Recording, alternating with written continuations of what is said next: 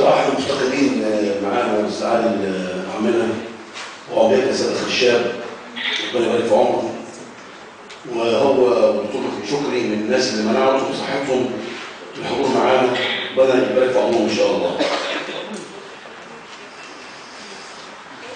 مبروك يا أستاذ وداد لوالد وعقبال الدورة القلبية بإذن الله. وهقلدك في حاجة بقى عشان أديها لك يعني. لا ده إبداعك تقلدني إزاي؟ لا والله.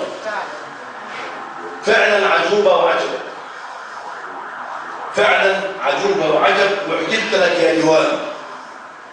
أما اللي صاير مع عجبة روح قول له كان لك حوار. الله الله الله. جولت للي قالوكي هوارة جابت أديبة، جنوية وسط القلايب درغامة جبت وديبة. بس من اللحظة يعني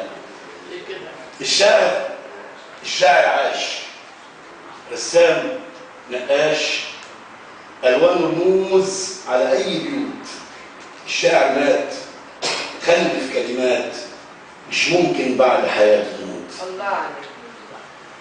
والله ما كان قصدي ولا كان في النية إني أسافر جوه عينيكي وارجع تاني لسن العشرين، لكن بصيت في عينيكي لقيت كل شبابي الأحلام باللون العنابي رافض يسكن سن ال50، ولقيتني بدوامة عشقك بسكن قلبك، ولقيت قلبي بيحضن قلبك بإيديه الاتنين.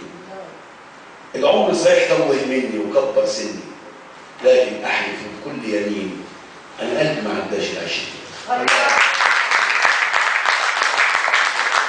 شكرا للشاعر الجميل الأستاذ الشاعر حسن الطواب. الآن